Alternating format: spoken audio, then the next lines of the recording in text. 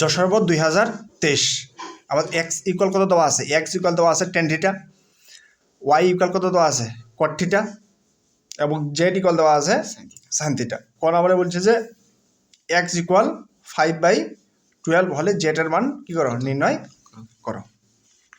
তাহলে এখন দেখো কোন নাম্বারটা আমাদের দেওয়া আছে এক্স ইকুয়াল কত 5/12 কত দেওয়া আছে এক্স ইকুয়াল কত 5/12 যদি হয় হলে কিসের মান বের করতে বলছে জেড এর মান। এখন দেখো তো এক্স মানে কত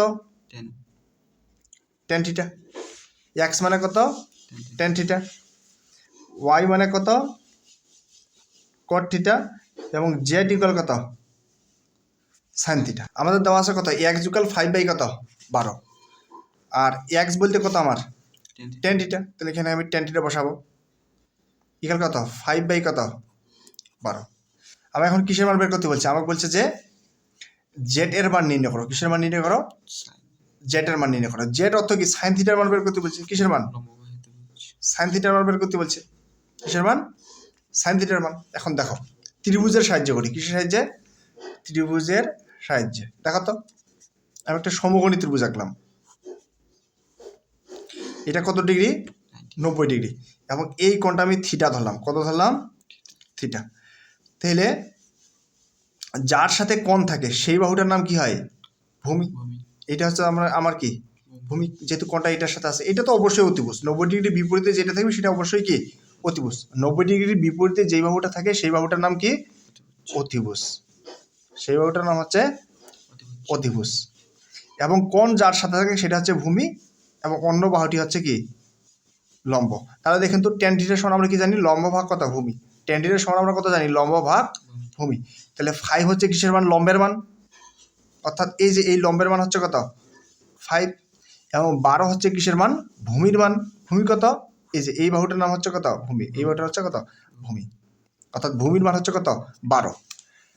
আর আমরা কি জানি সাইন থিটা, সাইন থিটার সমান আমরা কি জানি লম্ব ভাগ অতিভুজ। সাইন থিটার সমান আমরা কি জানি লম্ব ভাগ অতিভুজ। আমার লম্বের মান জানা আছে কিন্তু অতিভুজের মানটা কি জানা আছে জানা নেই।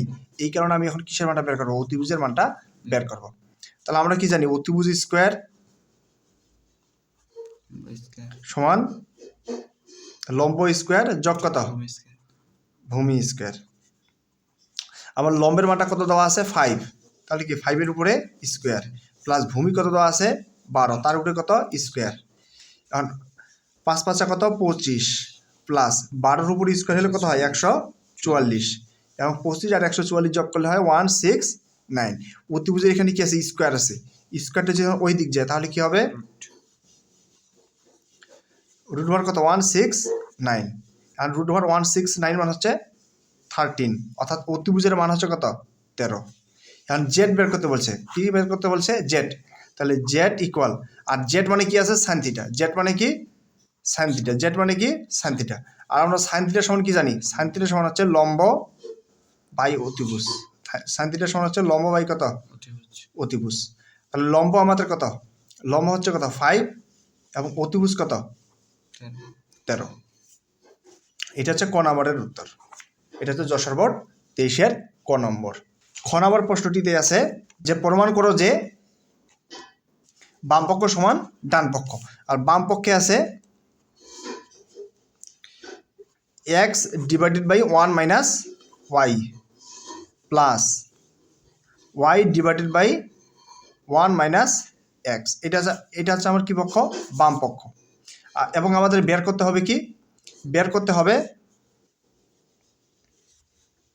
এক্স প্লাস ওয়াই প্লাস কত 1, অর্থাৎ বাম পক্ষ ইকুয়াল কত ডান পক্ষ, এটা বের করতে হবে। এখন এক্স বলতে কত এক্স বলতে হচ্ছে টেন থিটা,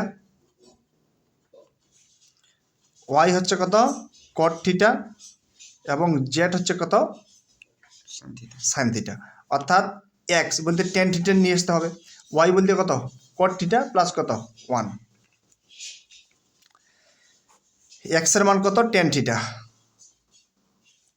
1 মাইনাস ওয়াই এর মান কত কট থিটা প্লাস ওয়াই এর মান কত কট থিটা 1 মাইনাস এক্স এর মান কত টেন থিটা এখন অনুপাতগুলো যদি একই রকম নিয়ে আসি, অনুপাতগুলো একই রকম, টেন থিটা থেকে যাক 1 মাইনাস টেনের বিপরীত কি কট, তাহলে কি লেখা যাবে 1 ভাগ কত টেন থিটা প্লাস এখানে কি লেখা যাবে কট থিটা আছে 1 ভাগ টেন থিটা, নিচে যা আছে তাই।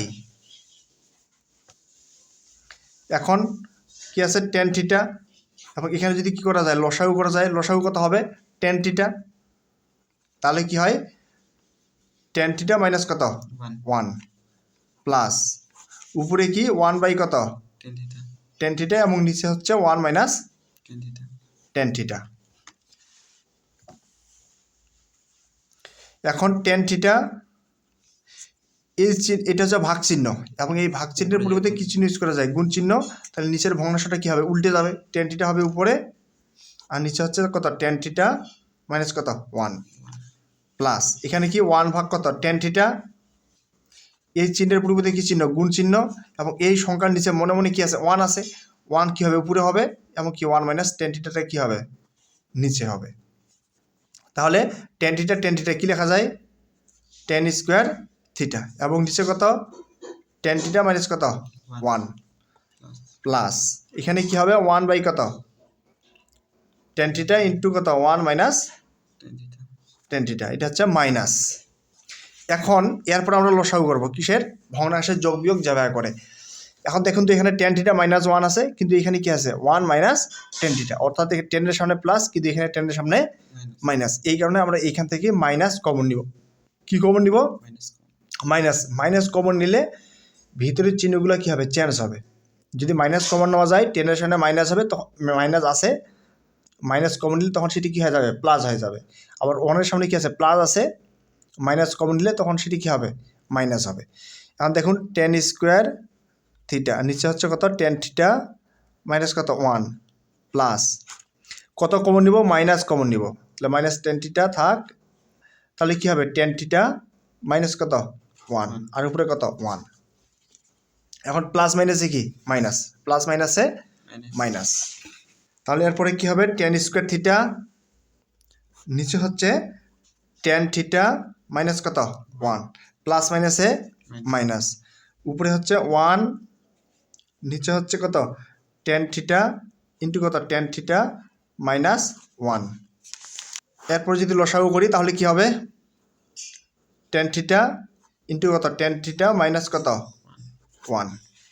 এরপরের কাজ কি এই যে হর দিয়ে লসাগুটাকে কি দেওয়া ভাগ দেওয়া, তাহলে টেন থিটা মাইনাস 1 দ্বারা যদি এই লসাগুটাকে ভাগ দেওয়া যায় তাহলে টেন থিটা মাইনাস 1 কি যাবে কাটা যাবে, থাকে কি টেন থিটা, এটা কার সাথে গুণ হবে উপরের সাথে, তাহলে টেন স্কোয়ার আর টেন কত হয় টেন কিউব থিটা মাইনাস, এরপরে কি এই যে tan theta into tan theta minus 1, এই হর দ্বারা যদি লসাগুটাকে ভাগ দেওয়া যায় তাহলে কী হবে 1 হবে, আর 1টা কার সাথে গুণ হবে লবের সাথে, লবেও কি আছে 1 আছে, তাহলে 1 একে 1। এখন এটা আবার কি সূত্র পড়ে এই যে এ কিউব মাইনাস বি কিউব, 1-এর উপর কিউব থাকাও যা না থাকাও তা, এই যে এ কিউব মাইনাস বি কিউব সমান কি লেখা যায় এ কিউব মাইনাস বি কিউব সমান লেখা যায়